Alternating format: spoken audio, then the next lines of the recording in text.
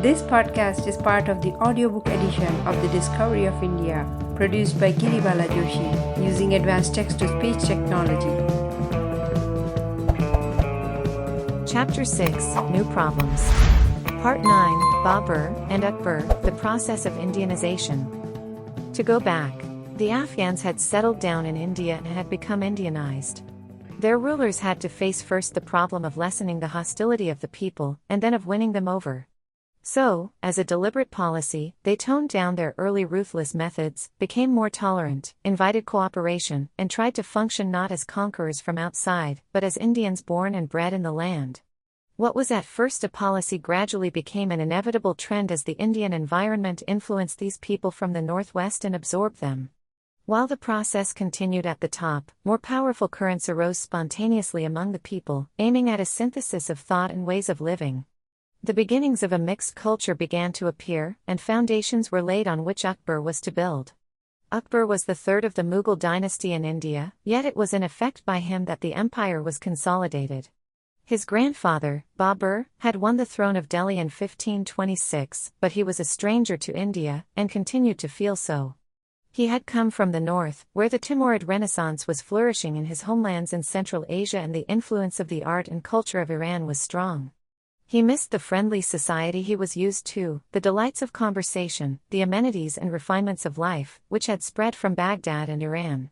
He longed for the snow and ice of the northern highlands, for the good flesh, and flowers, and fruits of Fergana. Yet, with all his disappointment at what he saw, he says that Hindustan is a remarkably fine country.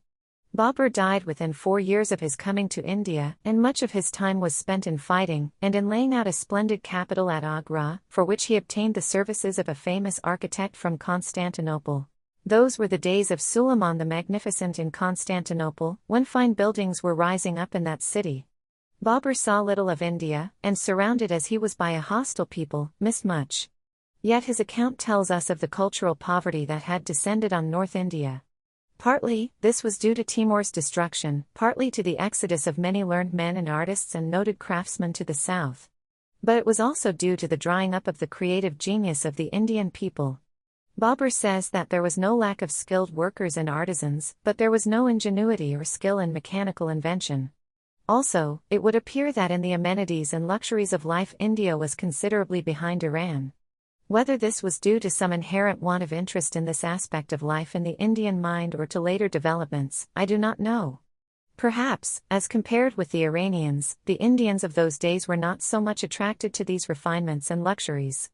If they had cared for them sufficiently, they could have easily got them from Iran, as there was frequent intercourse between the two countries. But it is more likely that this was a later development, another sign of the cultural rigidity and decline of India. In earlier periods, as can be seen from classical literature and paintings, there was refinement enough, and for those times, a high and complicated standard of living. Even when Babar came to North India, Vijayanagar in the south had been spoken of by many European travelers as representing a very high standard of art and culture, refinement and luxury. But in North India, cultural decay was very evident. Fixed beliefs and a rigid social structure prevented social effort and advance. The coming of Islam and of a considerable number of people from outside, with different ways of living and thought, affected existing beliefs and structure. A foreign conquest, with all its evils, has one advantage: it widens the mental horizon of the people, and compels them to look out of their shells. They realize that the world is a much bigger and more variegated place than they had imagined. So the Afghan conquest had affected India, and many changes had taken place. Even more so, the Mughals, who were far more cultured and advanced in ways of living than the Afghans, brought changes to India. In particular, they introduced the refinements for which Iran was famous, even to the extent of the highly artificial and strictly prescribed court life, which influenced the ways of living of the nobility. The Bahmani kingdom in the south had direct contacts with Iran via Calicut. There were many changes in India, and new impulses brought freshness and life to art and architecture and other cultural patterns. And yet, all this was the result of two old-world patterns coming into contact, both of which had lost their initial vitality and creative vigor, and were set in rigid frames. Indian culture was very old and tired, the Arab-Persian culture had long passed its zenith, and the old curiosity and sense of mental adventure, which distinguished the Arabs, were no more in evidence. Babar is an attractive person, a typical Renaissance prince, bold and adventurous, fond of art and literature and good living. His grandson, Akbar, is even more attractive and has greater qualities. Daring and reckless, an able general, and yet, gentle and full of compassion, an idealist and a dreamer, but also a man of action, and a leader of men who roused the passionate loyalty of his followers. As a warrior he conquered large parts of India, but his eyes were set on another and more enduring conquest, the conquest of the minds and hearts of the people. Those compelling eyes of his were vibrant like the sea and sunshine, as Portuguese Jesuits of his court have told us.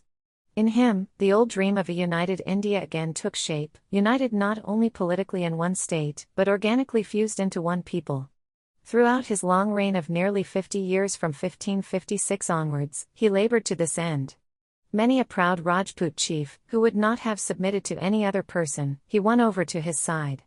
He married a Rajput princess, and his son and successor, Jahangir, was thus a half Mughal and half Rajput Hindu. Jahangir's son, Shah Jahan, was also the son of a Rajput mother. Thus racially, this Turco-Mongol dynasty became far more Indian than Turk or Mongol. Akbar was an admirer of and felt a kinship with the Rajputs, and by his matrimonial and other policy he formed an alliance with the Rajput ruling classes, which strengthened his empire greatly. This Mughal-Rajput cooperation, which continued in subsequent reigns, affected not only government and the administration and army, but also art, culture, and ways of living. The Mughal nobility became progressively Indianized, and the Rajputs and others were influenced by Persian culture. Akbar won many people to his side, and kept them there, but he failed to subdue the proud and indomitable spirit of Rana Pratap of Mewad and Rajputana, who preferred to lead a hunted life in the jungle, rather than give even formal allegiance to one he considered a foreign conqueror. Round himself Akbar collected a brilliant group of men, devoted to him and to his ideals. Among these were the two famous brothers Fezi and Abul Fazl, Birbal, Rajaman Singh, and Abdul Rahim Kankana. His court became a meeting place for men of all faiths, and all who had some new idea or new invention. His toleration of views and his encouragement of all kinds of beliefs and opinions went so far as to anger some of the more orthodox Muslims. He even tried to start a new synthetic faith to suit everybody. It was in his reign that the cultural amalgamation of Hindu and Muslim in North India took a long step forward. Akbar himself was certainly as popular with the Hindus as with the Muslims. The Mughal dynasty became firmly established as India's own. End of Part 9, titled, Babar and Akbar, The Process of Indianization, of Chapter 6. Part 10, The Contrast Between Asia and Europe in Mechanical Advance and Creative Energy. Akbar was full of curiosity, ever seeking to find out about things, both spiritual and temporal. He was interested in mechanical contrivances, and in the science of war. He prized war elephants especially, and they formed an important part of his army. The Portuguese Jesuits of his court tell us that he was interested in and curious to learn about many things, and possessed an intimate knowledge not only of military and political matters, but many of the mechanical arts. In his eagerness for knowledge he tried to learn everything at once, like a hungry man trying to swallow his food at a single gulp. And yet it is very odd how his curiosity stopped at a point and did not lead him to explore certain obvious avenues, which lay open before him. With all his great prestige as the great Mughal and the strength of his empire as a land power, he was powerless at sea. Vasco da Gama had reached Calicut, via the Cape, in 1498, Albuquerque had seized Malacca in 1511, and established Portuguese sea power in the Indian Ocean. Goa on the western coast of India had become a Portuguese possession. All this did not bring the Portuguese into direct conflict with Akbar. But Indian pilgrims going to Mecca by sea, and these sometimes included members of the imperial family, or of the nobility, were often held up for ransom by the Portuguese. It was obvious that however powerful Akbar might be on land, the Portuguese were masters of the sea. It is not difficult to understand that a continental power did not attach much importance to sea power, although, as a matter of fact, India's greatness and importance in the past had been partly due to her control of the sea routes. Akbar had a vast continent to conquer and had little time to spare for the Portuguese, to whom he attached no importance even though they stung him occasionally. He did think of building ships once, but this was looked upon more as a pastime than a serious naval development. Again, in the matter of artillery, the Mughal armies, as well as those of other states in India at the time, chiefly relied on foreign experts, who were usually Turks from the Ottoman dominions. The master of the artillery came to be known by the title of Rumi Khan, Rum being Eastern Rome, that is, Constantinople.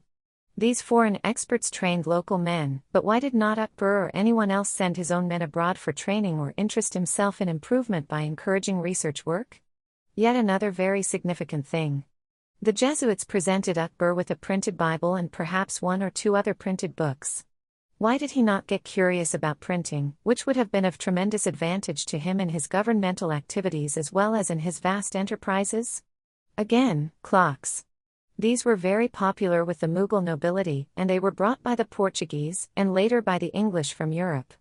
They were regarded as luxuries for the rich, the ordinary people being content with sundials and sand and water clocks.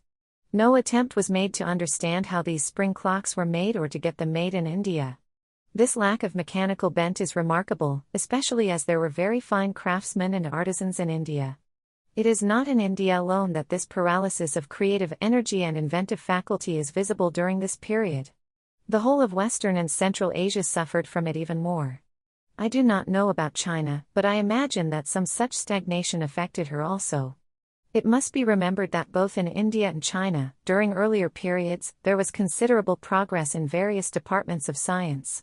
Shipbuilding and an extensive sea trade acted as a constant spur even to mechanical improvements. It is true that no major mechanical development took place in either of these countries or in any other country at the time. The world of the 15th century was, from this point of view, not very different from what it had been 1,000 or 2,000 years earlier. The Arabs, who had developed to some extent the early beginnings of practical science and had advanced knowledge in many ways during the dark period of the Middle Ages in Europe, became unimportant and backward.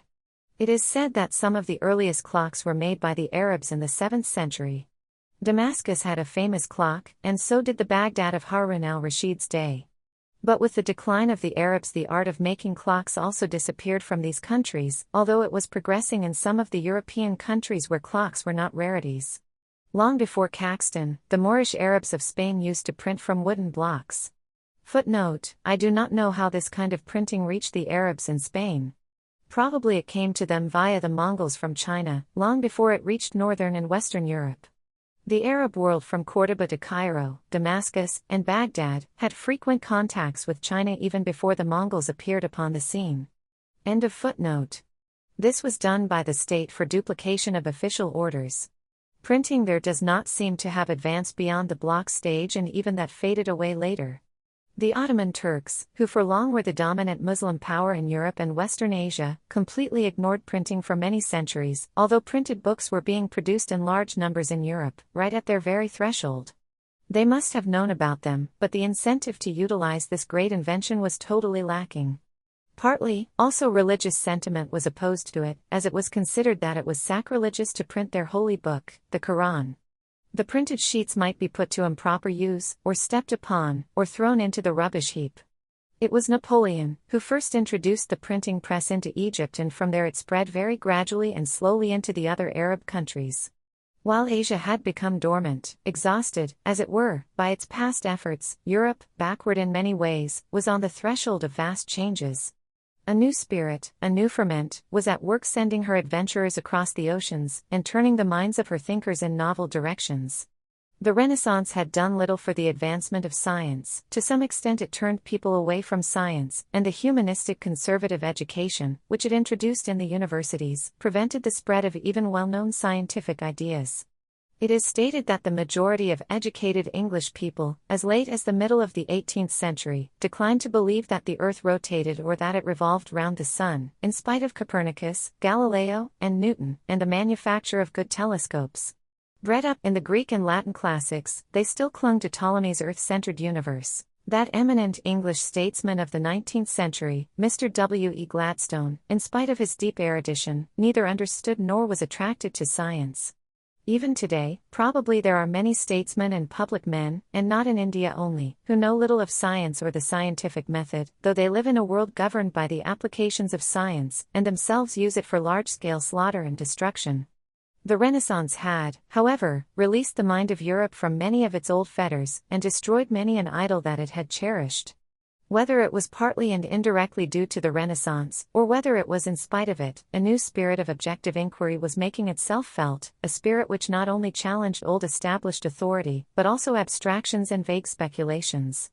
Francis Bacon has written that the roads to human power and to human knowledge lie close together, and are nearly the same. Nevertheless, on account of the pernicious and inveterate habit of dwelling on abstractions, it is safer to begin and raise the sciences from those foundations, which have relation to practice, and let the active part be as a seal, which prints and determines the contemplative counterpart. And later in the 17th century, Sir Thomas Browne has said, "But the mortalist enemy unto knowledge, and that which hath done the greatest execution upon truth, hath been a peremptory adhesion to authority, and more especially, the establishing of our belief upon the dictates of antiquity." For, as every capacity may observe, most men, of ages present, so superstitiously do look upon ages past, that the authorities of the one exceed the reasons of the other. Whose persons indeed far removed from our times, their works, which seldom with us pass uncontrolled, either by contemporaries or immediate successors, are now become out of the distance of envies, and the further removed from present times, are conceived to approach the nearer unto truth itself. Now hereby methinks we manifestly delude ourselves, and widely walk out of the track of truth. Akbar's century was the 16th, which saw in Europe the birth of dynamics, a revolutionary advance in the life of humanity. With that discovery Europe forged ahead, slowly at first, but with an ever-increasing momentum, till in the 19th century it shot forward and built a new world. While Europe was taking advantage of, and exploiting the powers of nature, Asia, static and dormant, still carried on in the old traditional way, relying on man's toil and labor. Why was this so? Asia is too big and varied a place for a single answer. Each country, especially such vast countries as China and India, must be judged separately. China was certainly then and later more cultured, and her people led a more civilized life than any in Europe. India, to all outward seeming, also presented the spectacle, not only of a brilliant court, but of thriving trade, commerce, manufactures, and crafts. In many respects, the countries of Europe would have seemed backward, and rather crude to an Indian visitor then. And yet, the dynamic quality, which was becoming evident in Europe, was almost wholly absent in India. A civilization decays much more from inner failure than from an external attack. It may fail, because in a sense, it has worked itself out, and has nothing more to offer in a changing world, or because the people, who represent it, deteriorate in quality, and can no longer support the burden worthily. It may be that the social culture is such that it becomes a bar to advance beyond a certain point, and further advance can only take place after that bar has been removed or some essential qualitative variation in that culture has been introduced. The decay of Indian civilization is evident enough even before the Turkish and Afghan invasions. Did the impact of these invaders and their new ideas with the old India produce a new social context, thus unbinding the fetters of the intellect and releasing fresh energy? To some extent this happened, and art and architecture, painting, and music, and the ways of life were affected. But those consequences did not go deep enough, they were more or less superficial, and the social culture remained much the same as it used to be. In some respects indeed it became more rigid. The Afghans brought no new element of progress, they represented a backward feudal and tribal order. India was not feudal in the European sense, but the Rajput clans, who were the backbone of Indian defense, were organized in some kind of a feudal way. The Mughals were also semi-feudal, but with a strong monarchical center. This monarchy triumphed over the vague feudalism of Rajputana. Akbar might have laid the foundations of social change if his eager inquisitive mind had turned in that direction and sought to find out what was happening in other parts of the world. But he was too busy consolidating his empire, and the big problem that faced him was how to reconcile a proselytizing religion like Islam with the national religion and customs of the people, and thus to build up national unity. He tried to interpret religion in a rational spirit, and for the moment he appeared to have brought about a remarkable transformation of the Indian scene. But this direct approach did not succeed, as it has seldom succeeded elsewhere. So, not even Akbar made any basic difference to that social context of India, and after him, the air of change and mental adventure, which he had introduced, subsided, and India resumed her static and unchanging life. Footnote: Abulfazl tells us that Akbar had heard of the discovery of America by Columbus. In the next reign, Jahangir's tobacco from America reached India, via Europe. It had an immediate and amazing vogue in spite of Jahangir's efforts to suppress it. Throughout the Mughal period, India had intimate contacts with Central Asia. These contacts extended to Russia, and there are references to diplomatic and trade missions. A Russian friend has drawn my attention to such references in Russian chronicles. In 1532, an envoy of the Emperor Babar, named Khoja Hussain, arrived in Moscow to conclude a treaty of friendship. During the reign of Tsar Michael Fedorovich, 1613–1645, Indian traders settled on the Volga. In 1625, an Indian sarai was built in Astrakhan by order of the military governor. Indian craftsmen and especially weavers were invited to Moscow.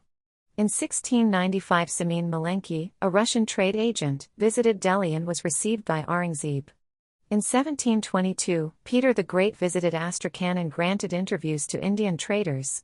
In 1745, a party of Indian sadhus, described as hermits, arrived in Astrakhan.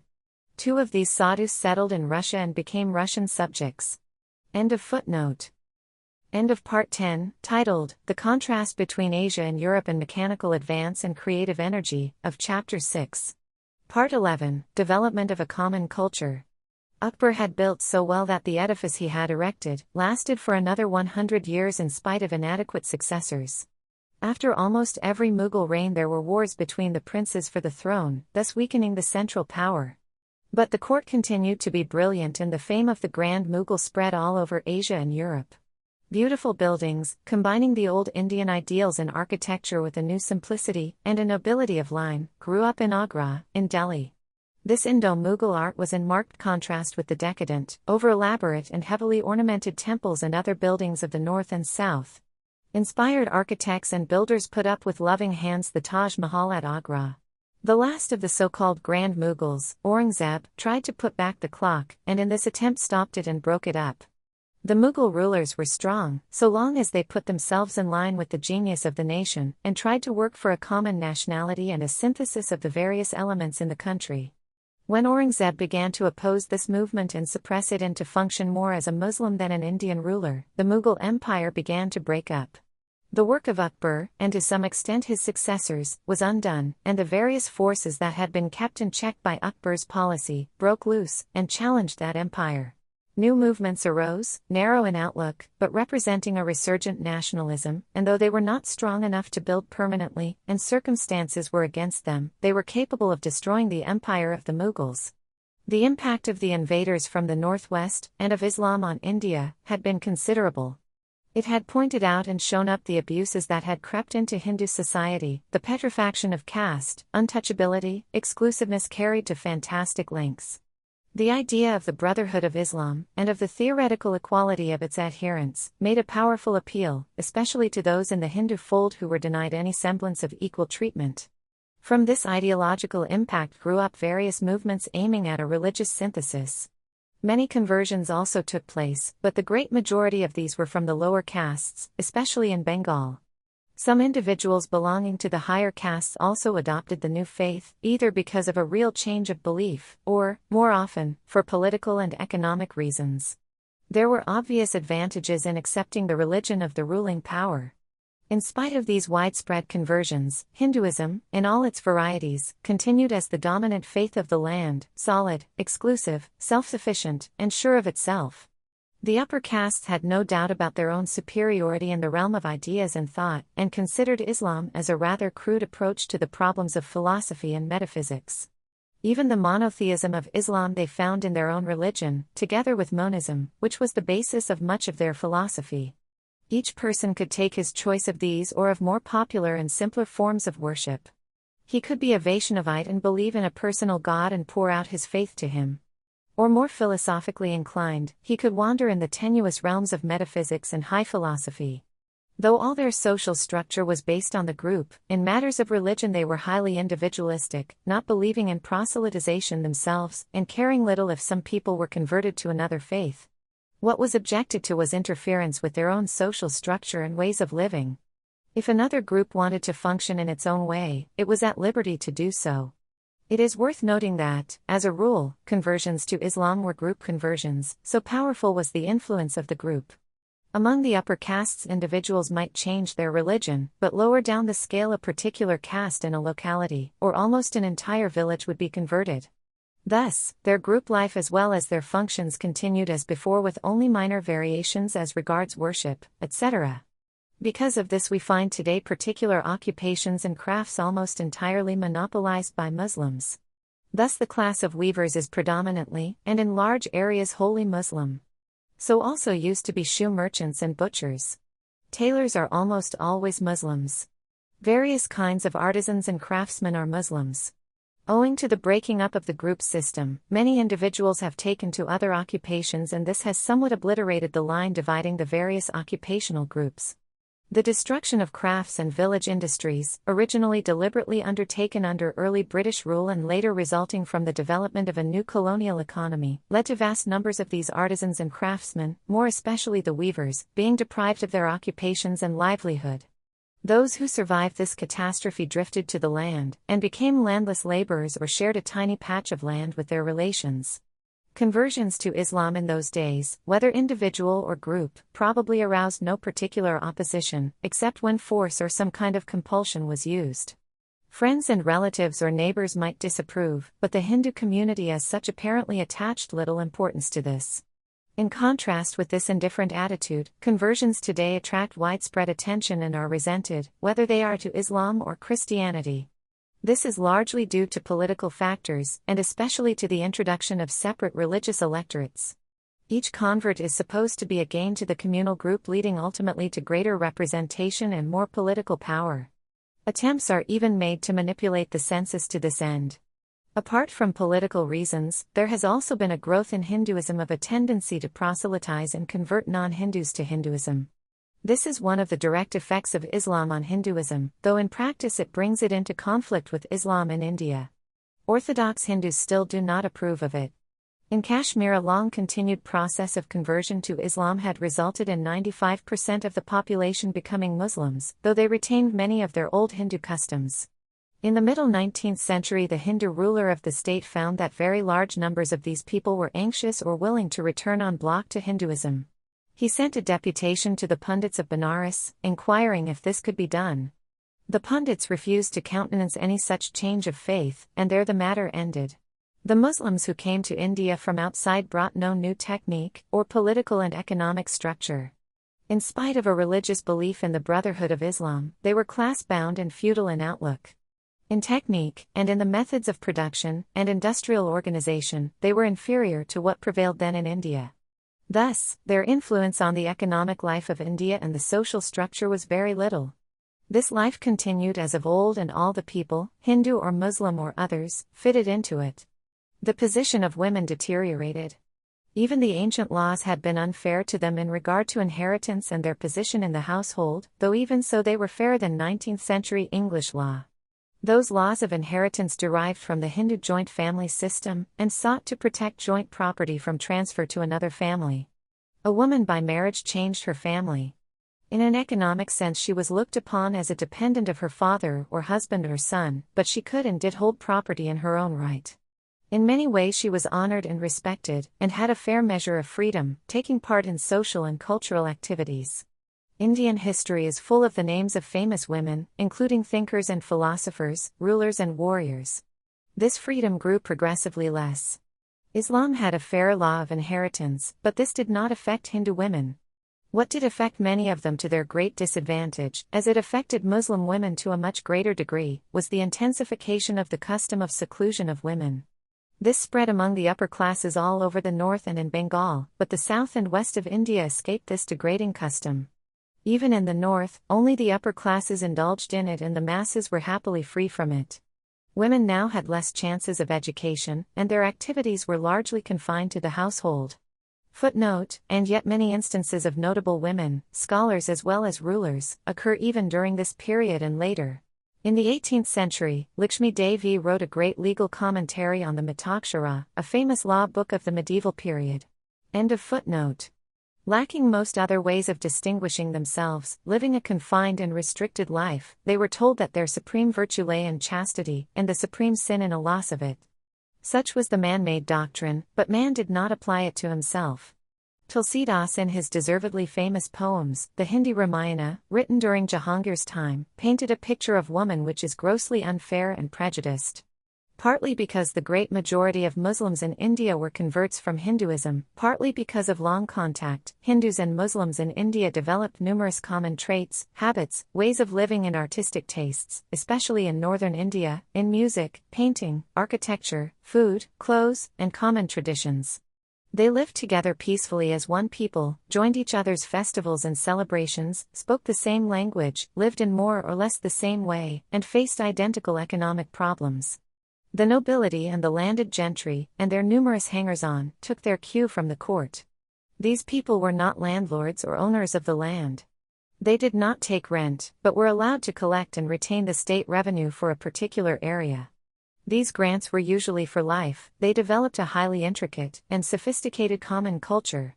They wore the same kind of clothes, ate the same type of food, had common artistic pursuits, military pastimes, hunting, chivalry, and games. Polo was a favorite game, and elephant fights were popular. All this intercourse and common living took place in spite of the caste system, which prevented fusion. There were no intermarriages, except in rare instances, and even then it was not fusion, but usually the transfer of a Hindu woman to the Muslim fold. Nor was there interdining, but this was not so strict. The seclusion of women prevented the development of social life. This applied even more to Muslims in terse, for purdah among them was stricter. Though Hindu and Muslim men met each other frequently, such opportunities were lacking to the women of both groups. These women of the nobility and upper classes were thus far more cut off from each other, and developed much more marked separate ideological groups, each largely ignorant of the other. Among the common people in the villages, and that means the vast majority of the population, life had a much more corporate and joint basis. Within the limited circle of the village there was an intimate relationship between the Hindus and Muslims. Caste did not come in the way, and the Hindus looked upon the Muslims as belonging to another caste. Most of the Muslims were converts who were still full of their old traditions. They were well acquainted with the Hindu background, mythology, and epic stories. They did the same kind of work, lived similar lives, wore the same kind of clothes, spoke the same language. They joined each other's festivals, and some semi-religious festivals were common to both. They had common folk songs. Mostly these people were peasants and artisans and craftsmen. The third large group, in between the nobility and the peasantry and artisans, was the merchant and trader class. This was predominantly Hindu, and though it had no political power, the economic structure was largely under its control. This class had fewer intimate contacts with the Muslims than any other class, above it or below. The Muslims, who had come from outside India, were feudal in outlook and did not take kindly to trade. The Islamic prohibition against the taking of interest also came in the way of trade. They considered themselves the ruling class, the nobility, and functioned as state officials, holders of grants of land, or as officers in the army. There were also many scholars attached to the court or in charge of theological and other academies. During the Mughal period large numbers of Hindus wrote books in Persian, which was the official court language. Some of these books have become classics of their kind. At the same time, Muslim scholars translated Sanskrit books into Persian and wrote in Hindi. Two of the best-known Hindi poets are Malik Muhammad Jaisi, who wrote the Padmavat, and Abdul Rahim Khankana, one of the premier nobles of Akbar's court and son of his guardian. Khankana was a scholar in Arabic, Persian, and Sanskrit, and his Hindi poetry is of a high quality.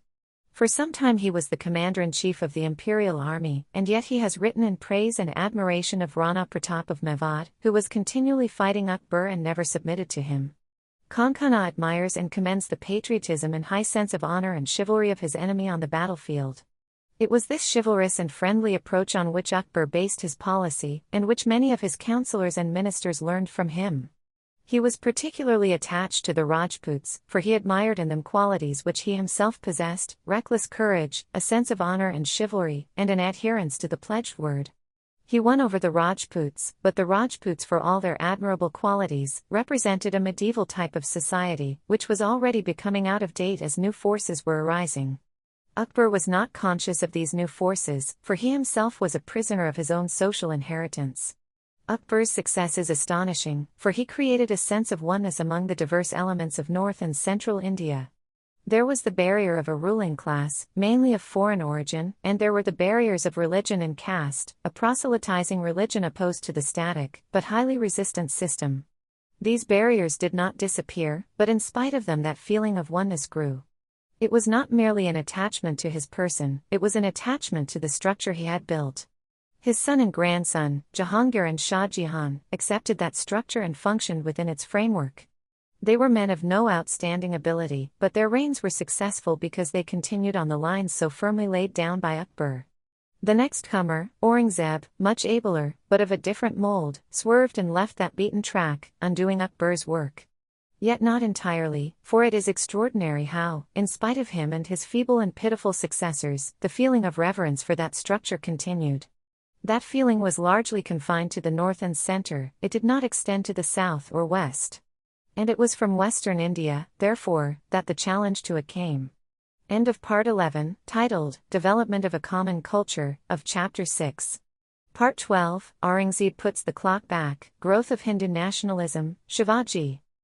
Shah Jahan was a contemporary of Louis XIV of France, Le Grand Monarque, and the 30 Years' War was then ravaging Central Europe.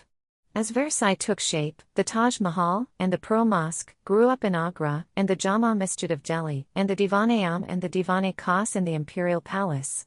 These lovely buildings with a fairy-like beauty represent the height of Mughal splendor. The Delhi court, with its peacock throne, was more magnificent and luxurious than Versailles, but, like Versailles, it rested on a poverty-stricken and exploited people. There was a terrible famine in Gujarat and the Deccan. Meanwhile, the naval power of England was rising and spreading. The only Europeans that Akbar knew were the Portuguese.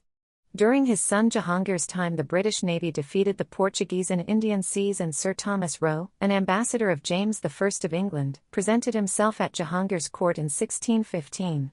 He succeeded in getting permission to start factories. The Surat factory was started, and Madras was founded in 1639. For over 100 years no one in India attached any importance to the British. The fact that the British now controlled the sea routes and had practically driven away the Portuguese had no significance for the Mughal rulers or their advisors. When the Mughal Empire was visibly weakening during Aurangzeb's reign, the British made an organized attempt to increase their possessions in India by war. This was in 1685. Aurangzeb, weak as he was growing and beset by enemies, succeeded in defeating the British. Even before this, the French had established footholds in India. The overflowing energies of Europe were spreading out in India and the East just when India's political and economic condition was rapidly declining. In France, Louis XIV was still continuing his long reign, laying the seeds of future revolution. In England, the rising middle classes had cut off the head of their king, Cromwell's brief-lived republic had flourished, Charles II had come and gone, and James II had run away. Parliament, representing to a large extent a new mercantile class, had curbed the king and established its supremacy. It was during this period that Aurangzeb succeeded to the throne of the Mughals after a civil war, having imprisoned his own father, Shah Jahan. Only an Akbar might have understood the situation and controlled the new forces that were rising. Perhaps even he could have only postponed the dissolution of his empire unless his curiosity and thirst for knowledge led him to understand the significance of the new techniques that were arising, and of the shift in economic conditions that was taking place. Aurangzeb, far from understanding the present, failed even to appreciate the immediate past. He was a throwback, and for all his ability and earnestness, he tried to undo what his predecessors had done. A bigot and an austere Puritan, he was no lover of art or literature. He infuriated the great majority of his subjects by imposing the old-hated jizya poll tax on the Hindus and destroying many of their temples. He offended the proud Rajputs who had been the props and pillars of the Mughal Empire. In the north he roused the Sikhs, who, from being a peaceful sect representing some kind of synthesis of Hindu and Islamic ideas, were converted by repression and persecution into a military brotherhood. Near the west coast of India, he angered the warlike Marathas, descendants of the ancient Rashtrakutas, just when a brilliant captain had risen amongst them. All over the widespread domains of the Mughal Empire there was a ferment and a growth of revivalist sentiment, which was a mixture of religion and nationalism. That nationalism was certainly not of the modern secular type, nor did it, as a rule, embrace the whole of India in its scope. It was colored by feudalism, by local sentiment and sectarian feeling. The Rajputs, more feudal than the rest, thought of their clan loyalties. The Sikhs, a comparatively small group in the Punjab, were absorbed in their own self-defense and could hardly look beyond the Punjab. Yet the religion itself had a strong national background and all its traditions were connected with India. The Indians, writes Professor MacDonald, are the only division of the Indo-European family, which has created a great national religion, Brahmanism, and a great world religion, Buddhism, while all the rest far from displaying originality in this sphere have long since adopted a foreign faith. That combination of religion and nationalism gained strength and cohesiveness from both elements, and yet its ultimate weakness and insufficiency were also derived from that mixture. For it could only be an exclusive and partial nationalism, not including the many elements in India that lay outside that religious sphere. Hindu nationalism was a natural growth from the soil of India, but inevitably it comes in the way of the larger nationalism, which rises above differences of religion or creed.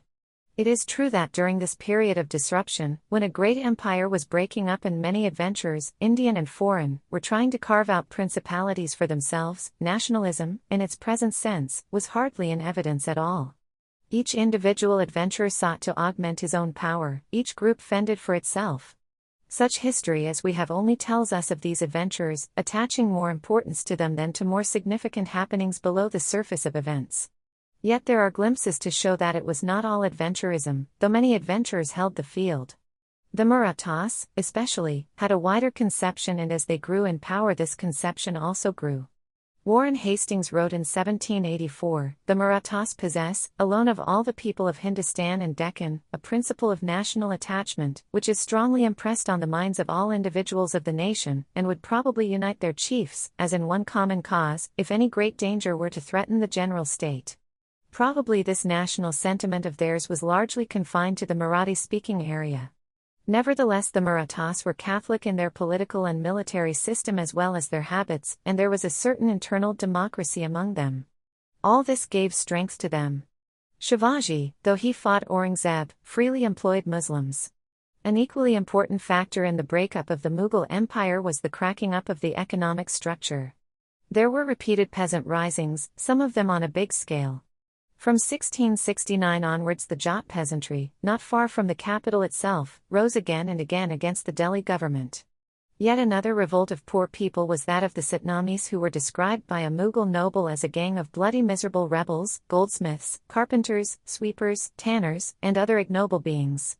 Thus far, revolts had been confined to princes and nobles and others of high degree. Quite another class was now experimenting with them. While the empire was rent by strife and revolt, the new Maratha power was growing and consolidating itself in western India.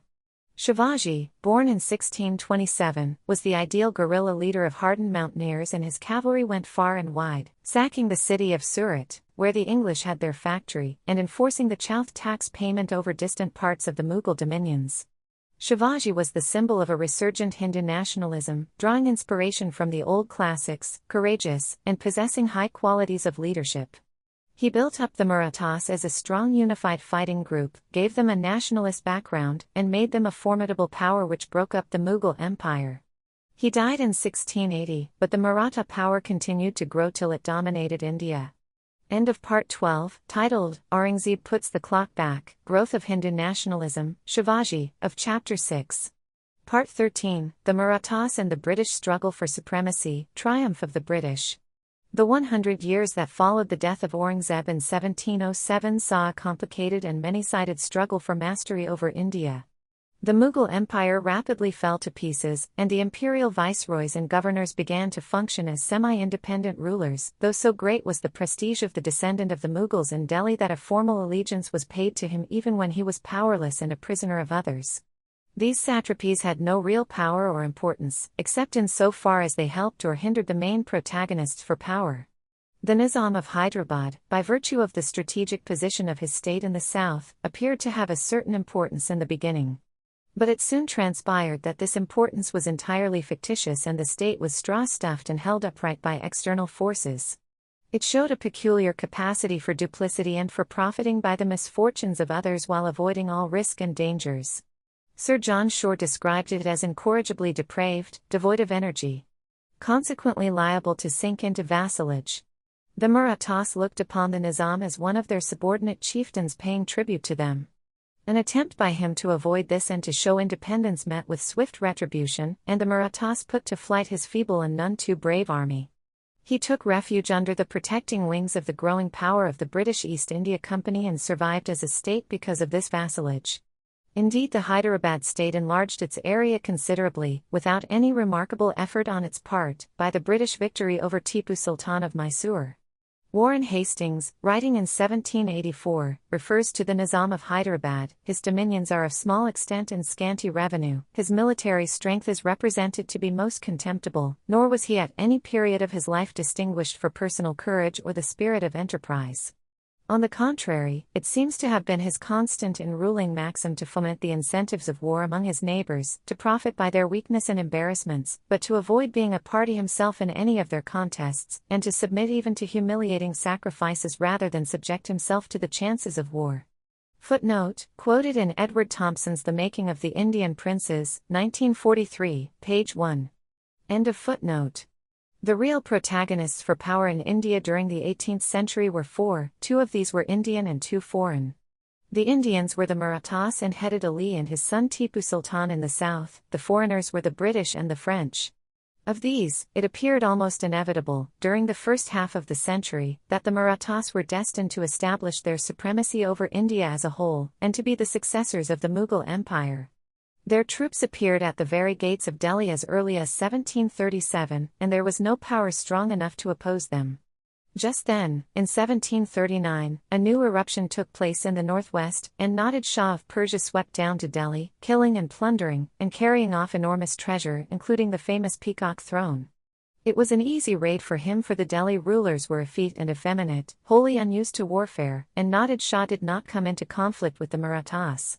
In a sense, his raid facilitated matters for the Marathas, who in subsequent years spread to the Punjab.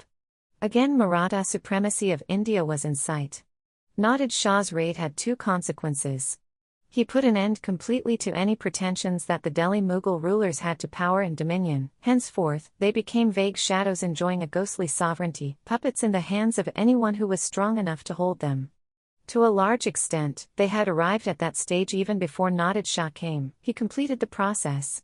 And yet, so strong is the hold of tradition and long-established custom, the British East India Company as well as others, continued to send humble presents to them in token of tribute right up to the eve of Plassey, and even afterwards. For a long time the company considered itself and functioned as the agent of the Delhi Emperor, in whose name money was coined till 1835.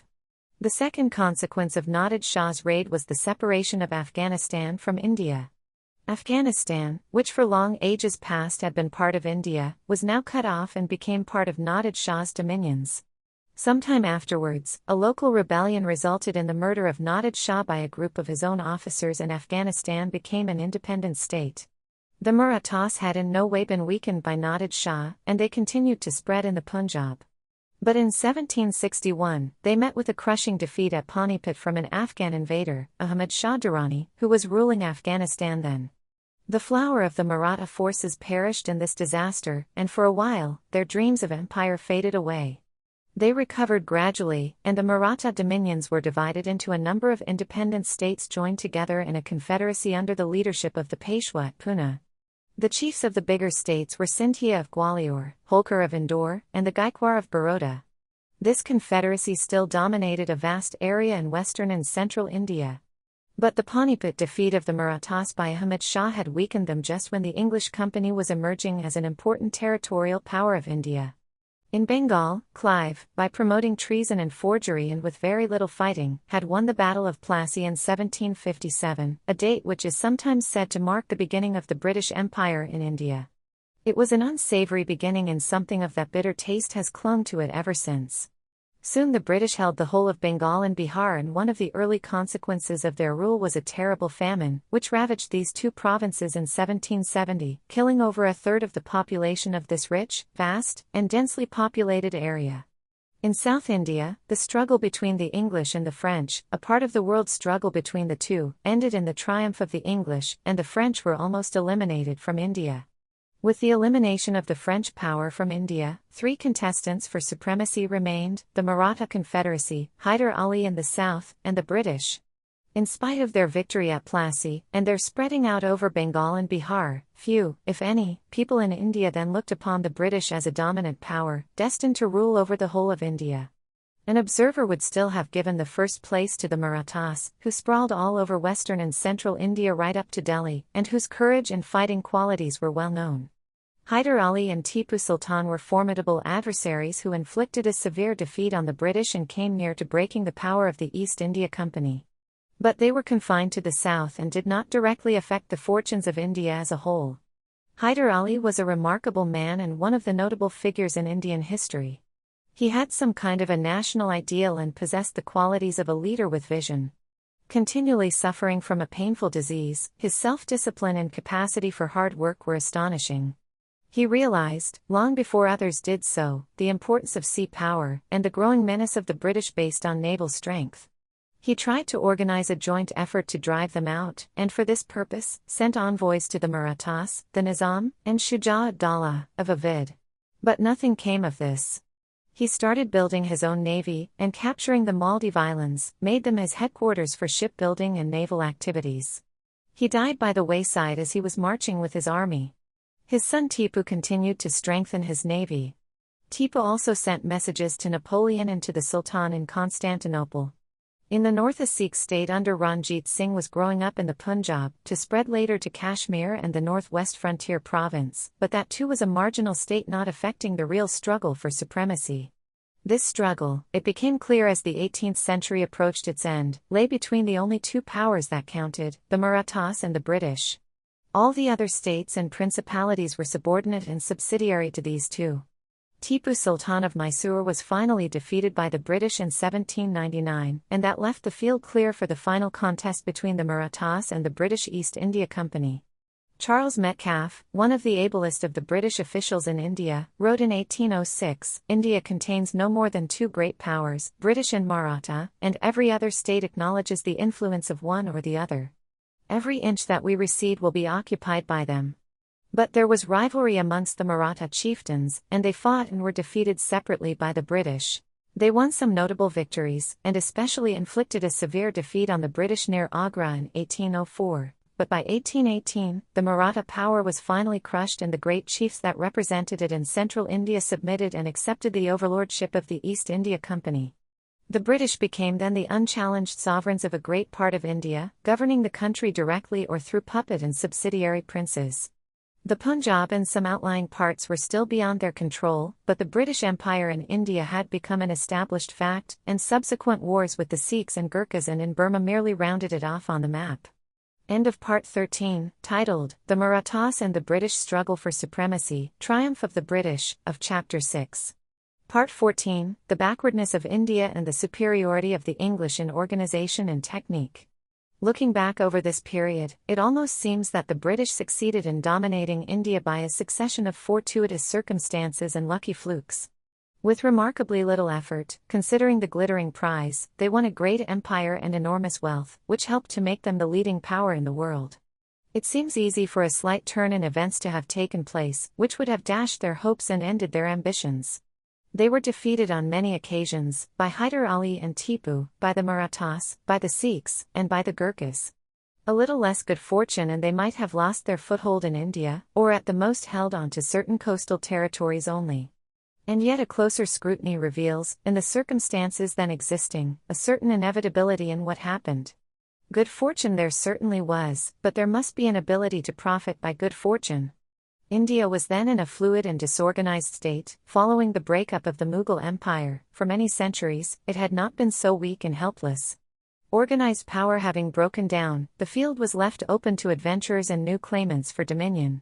Among these adventurers and claimants, the British, and the British alone at the time, possessed many of the qualities necessary for success.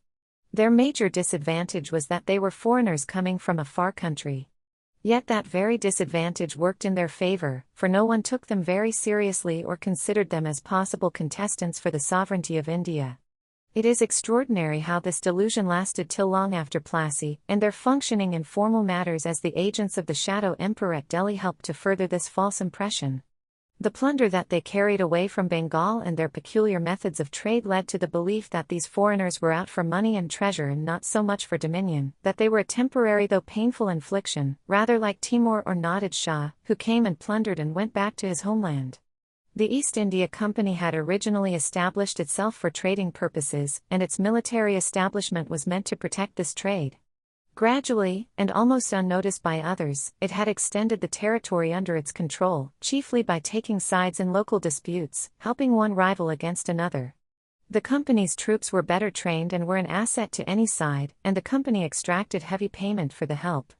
So the company's power grew and its military establishment increased. People looked upon these troops as mercenaries to be hired. When it was realized that the British were playing nobody's game but their own, and were out for the political domination of India, they had already established themselves firmly in the country. Anti-foreign sentiment there undoubtedly was, and this grew in later years, but it was far removed from any general or widespread national feeling. The background was feudal and loyalty went to the local chief.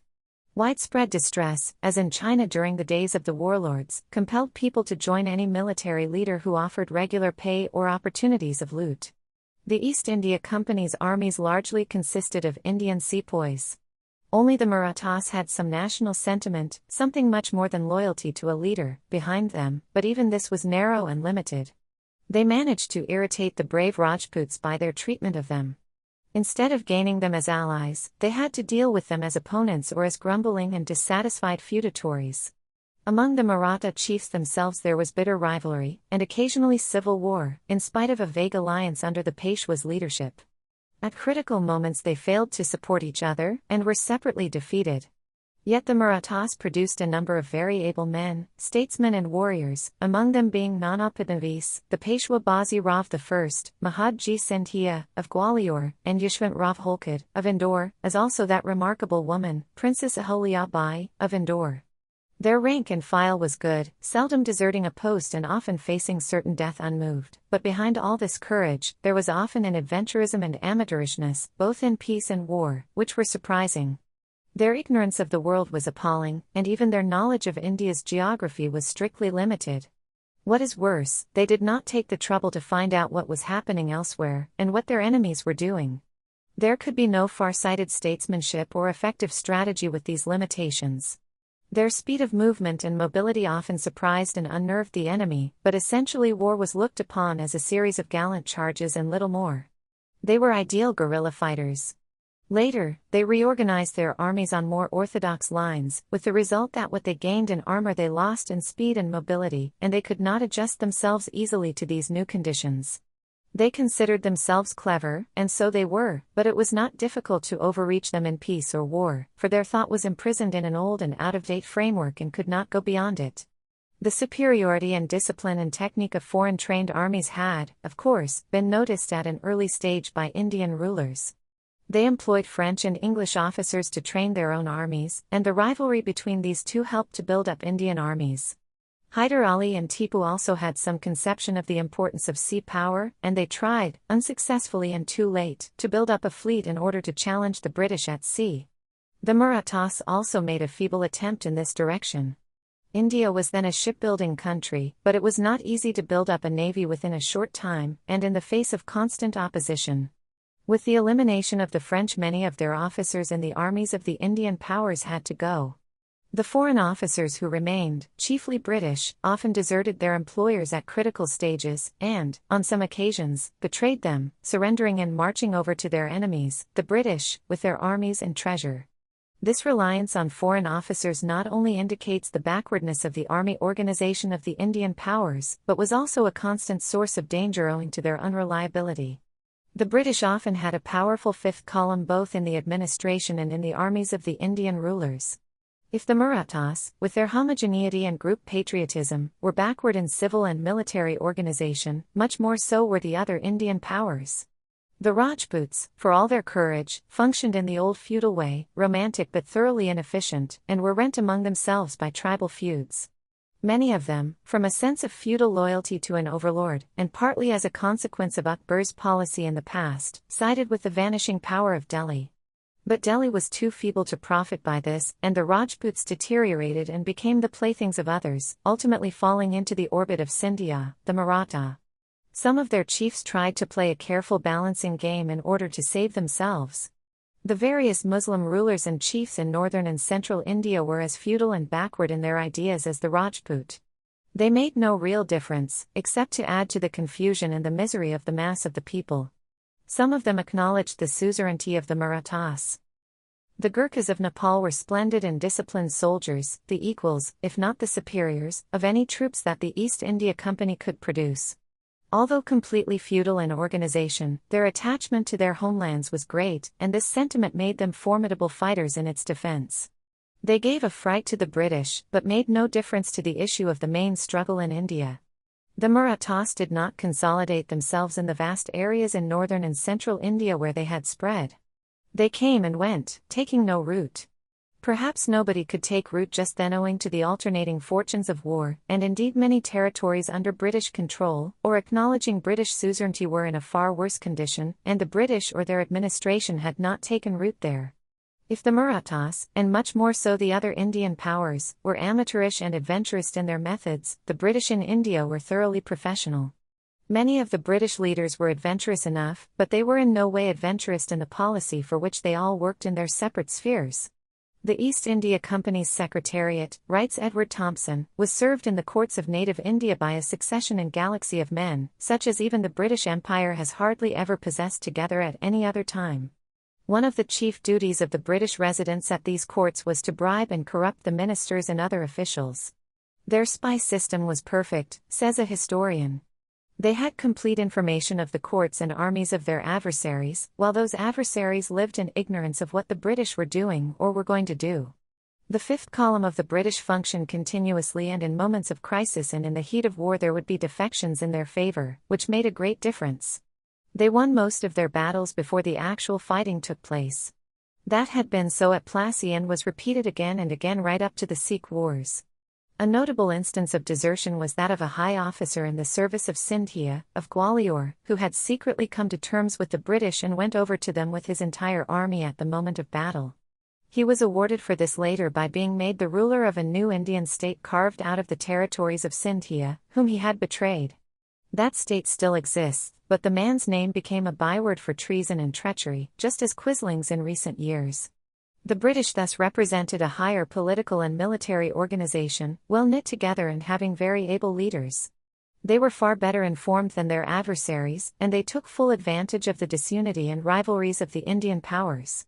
Their command of the seas gave them safe bases and opportunities to add to their resources. Even when temporarily defeated, they could recuperate and assume the offensive again. Their possession of Bengal after Plassey gave them enormous wealth and resources to carry on their warfare with the Marathas and others, and each fresh conquest added to these resources. For the Indian powers, defeat often meant a disaster, which could not be remedied. This period of war and conquest and plunder converted central India and Rajputana and some parts of the south and west into derelict areas full of violence and unhappiness and misery. Armies marched across them, and in their train came highway robbers, and no one cared for the miserable human beings who lived there, except to despoil them of their money and goods. Parts of India became rather like Central Europe during the 30 Years' War. Conditions were bad almost everywhere, but they were worst of all in the areas under British control or suzerainty. Nothing could be more fantastic than the picture presented by Madras or by the vassal states of Awadh and Hyderabad, a seething delirium of misery. In comparison, the regions where the Nana, Fadnavis, the Maratha statesmen, governed were an oasis of gentle security, so writes Edward Thompson. Just prior to this period, large parts of India were singularly free from disorder, in spite of the disruption of the Mughal Empire. In Bengal during the long reign of Alavardi, the semi-independent Mughal viceroy, peaceful and orderly government prevailed, and trade and business flourished, adding to the great wealth of the province. Some little time after Alavardi's death, the Battle of Plassey, 1757, took place, and the East India Company constituted themselves the agents of the Delhi Emperor, though in reality they were completely independent, and could do what they willed. Then began the pillage of Bengal on behalf of the company and their agents and factors. Some years after Plassey began the reign of Ahilya Bai, of Indore in central India, and it lasted for 30 years, 1765 to 1795. This has become almost legendary as a period during which perfect order and good government prevailed and the people prospered. She was a very able ruler and organizer, highly respected during her lifetime, and considered as a saint by a grateful people after her death. Thus, during the very period when Bengal and Bihar, under the new rule of the East India Company, deteriorated and there was organized plunder and political and economic chaos, leading to terrible famines, central India as well as many other parts of the country were in a prosperous condition. The British had power and wealth, but felt no responsibility for good government or any government. The merchants of the East India Company were interested in dividends and treasure and not in the improvement or even protection of those who had come under their sway. In particular, in the vassal states there was a perfect divorce between power and responsibility. When the British had finished with the Marathas and were secure in their conquests, they turned their minds towards civil government and some kind of order was evolved. In the subsidiary states, however, the change was very slow, for in those so-called protected areas there was a permanent divorce between responsibility and power. We are often reminded, lest we forget, that the British rescued India from chaos and anarchy. That is true insofar as they established orderly government after this period, which the Marathas have called the time of terror. But that chaos and anarchy were partly at least due to the policy of the East India Company and their representatives in India. It is also conceivable that even without the good offices of the British, so eagerly given, peace and orderly government might have been established in India after the conclusion of the struggle for supremacy. Such developments had been known to have taken place in India, as in other countries, in the course of her 5,000 years of history. End of Part 14, titled, The Backwardness of India and the Superiority of the English in Organization and Technique, of Chapter 6. Part 15, Ranjit Singh and Jai Singh. It seems clear that India became a prey to foreign conquest because of the inadequacy of her own people and because the British represented a higher and advancing social order. The contrast between the leaders on both sides is marked. The Indians, for all their ability, functioned in a narrow, limited sphere of thought and action, unaware of what was happening elsewhere and therefore unable to adapt themselves to changing conditions. Even if the curiosity of individuals was roused, they could not break the shell which held them and their people prisoners. The Englishmen, on the other hand, were much more worldly wise, shaken up and forced to think by events in their own country and in France and America. Two great revolutions had taken place. The campaigns of the French revolutionary armies and of Napoleon had changed the whole science of war. Even the most ignorant Englishman who came to India saw different parts of the world in the course of his journey. In England itself great discoveries were being made, heralding the Industrial Revolution, though perhaps few realized their far-reaching significance at the time.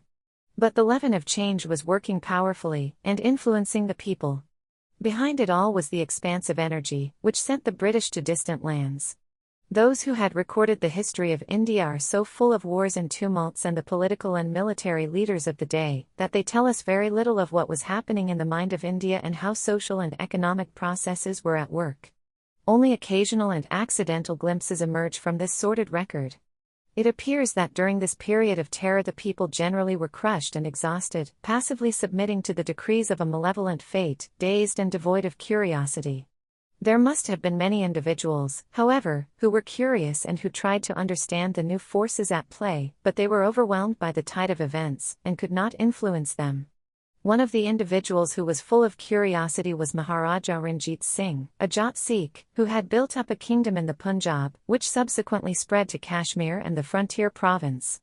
He had failings and vices, nevertheless he was a remarkable man.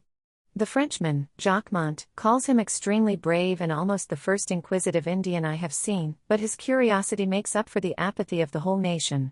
His conversation is like a nightmare.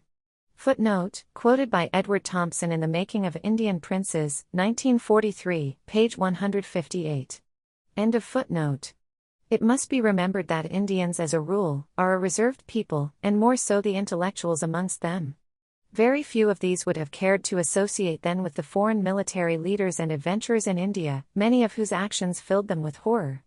So these intellectuals tried to preserve their dignity by keeping as far as possible from the foreign elements and met them only on formal occasions when circumstances compelled them to do so.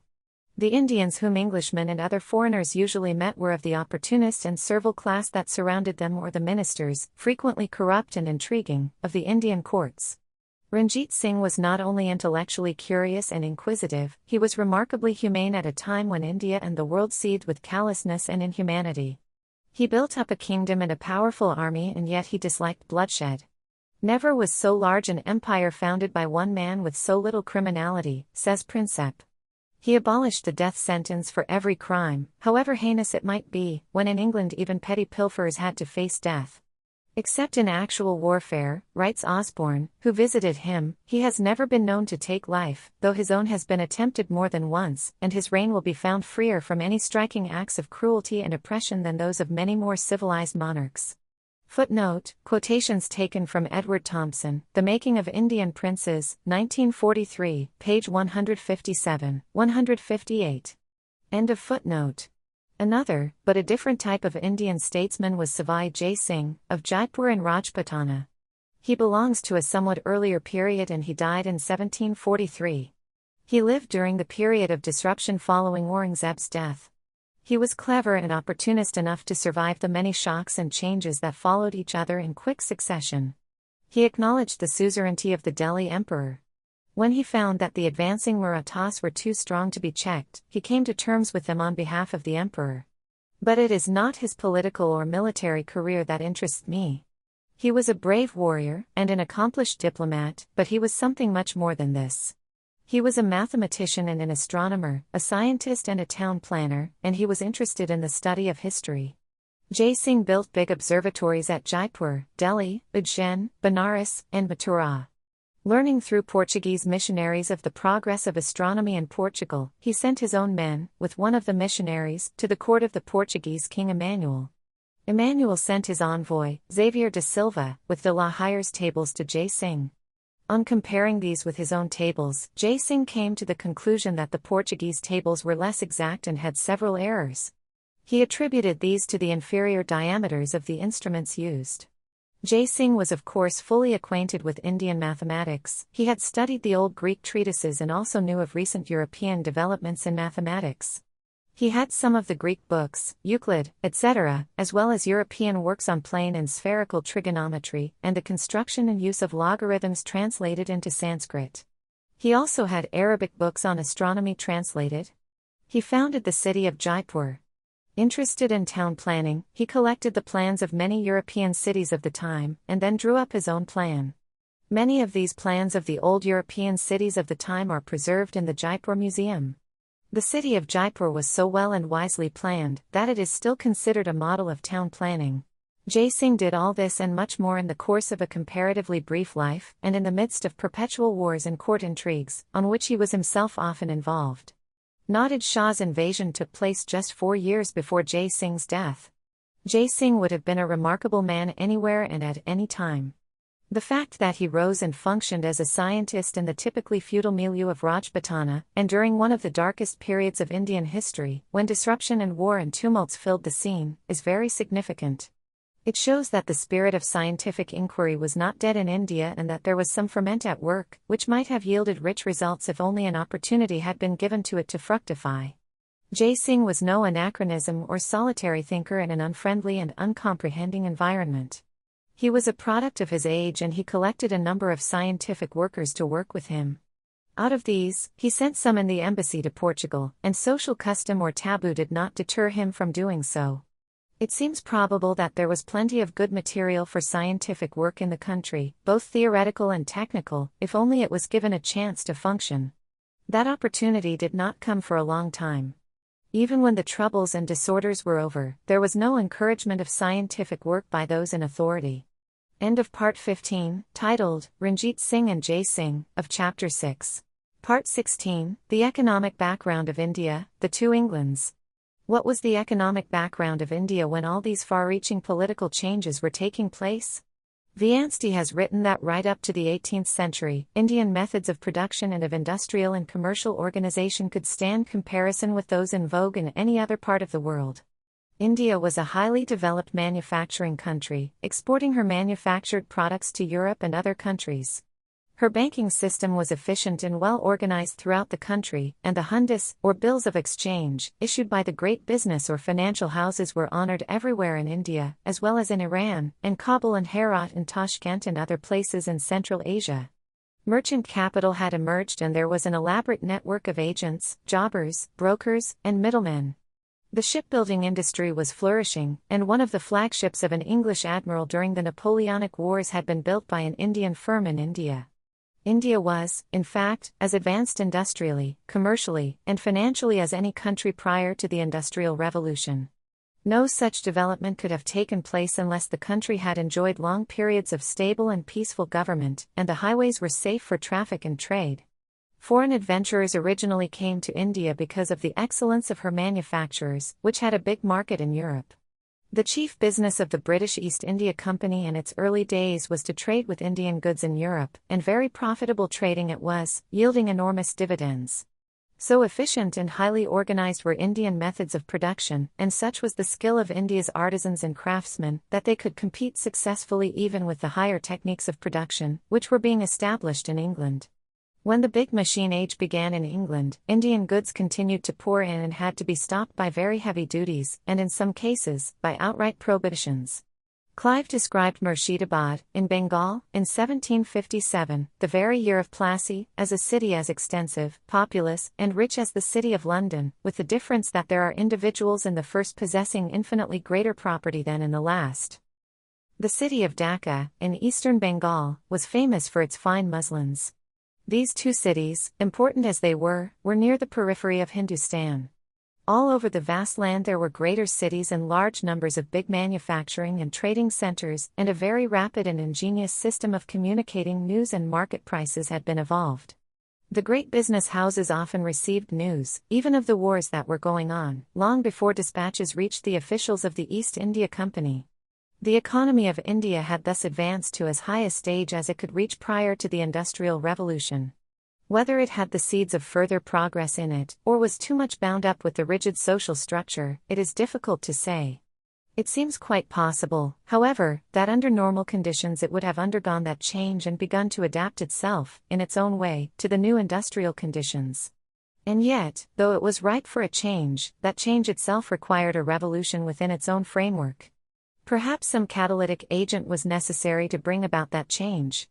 It is clear that however highly organized and developed its pre-industrial economy was, it could not compete for long with the products of industrialized countries.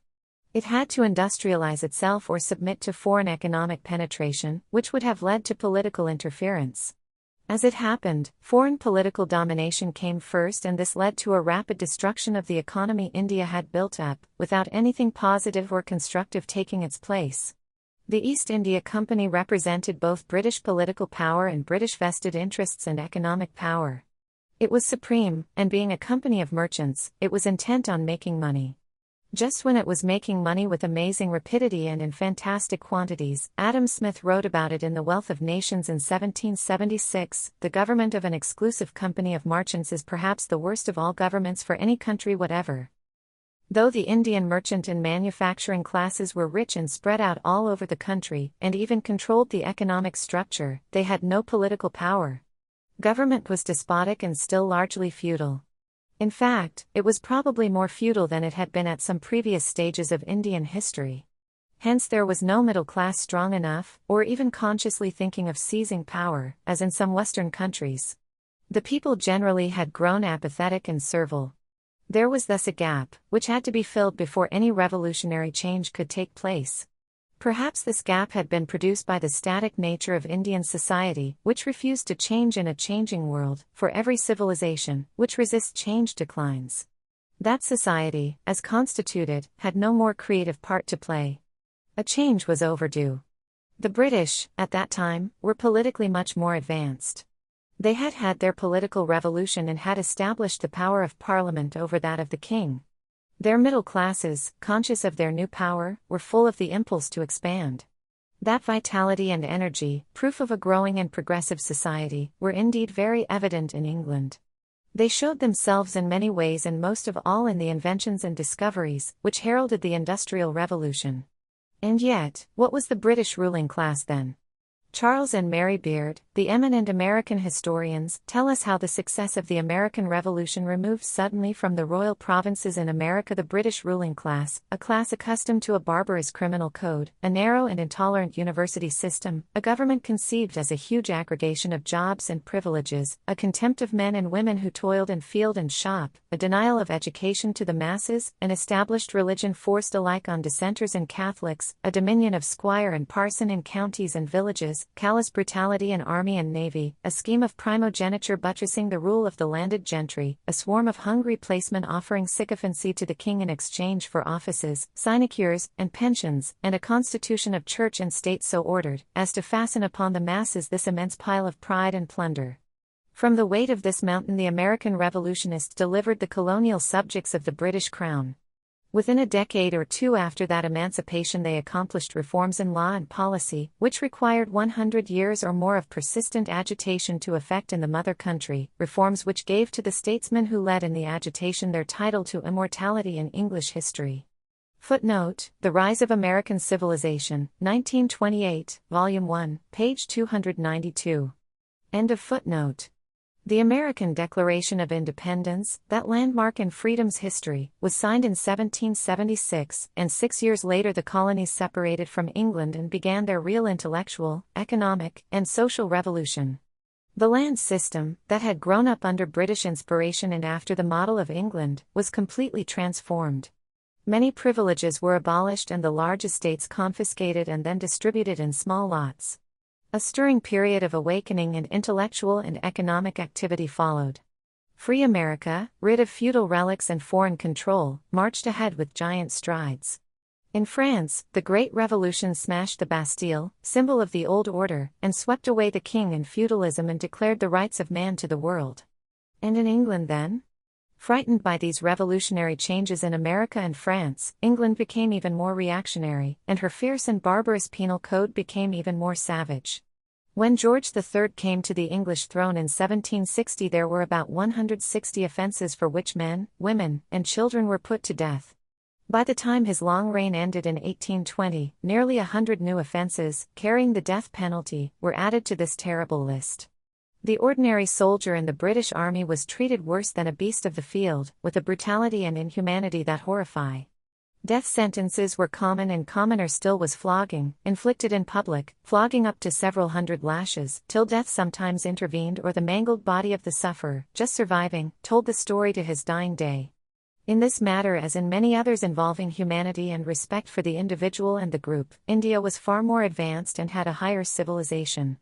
There was more literacy in India than in England or the rest of Europe, though the education was strictly traditional. Probably there were more civic amenities also.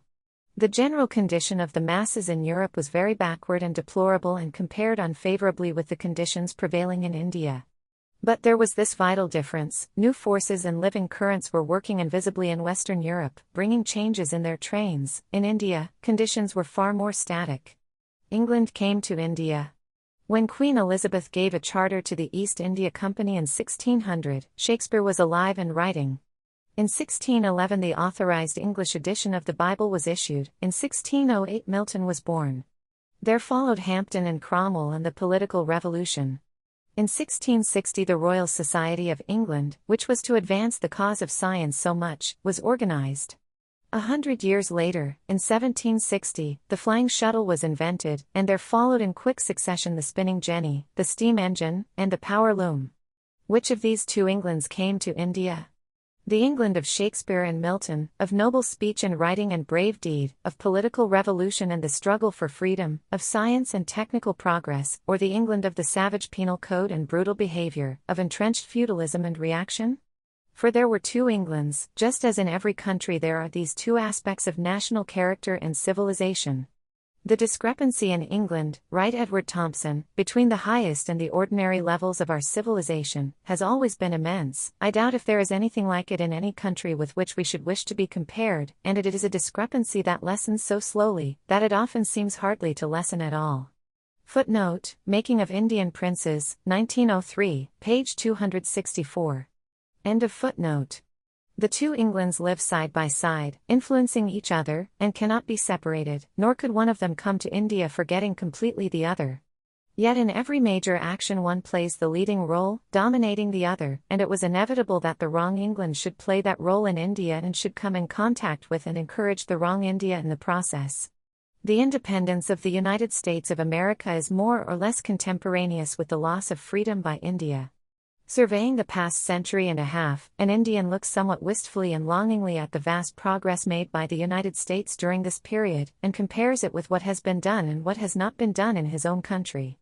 It is true, no doubt, that the Americans have many virtues and we have many failings, that America offered a virgin field and an almost clean slate to write upon while we were cluttered up with ancient memories and traditions. And yet perhaps it is not inconceivable that if Britain had not undertaken this great burden in India, and as she tells us, endeavored for so long to teach us the difficult art of self-government, of which we had been so ignorant, India might not only have been freer and more prosperous, but also far more advanced in science and art and all that makes life worth living. End of Part 16, titled, The Economic Background of India, The Two Englands, of Chapter 6. This concludes the 6th chapter, titled, New Problems, of the Discovery of India.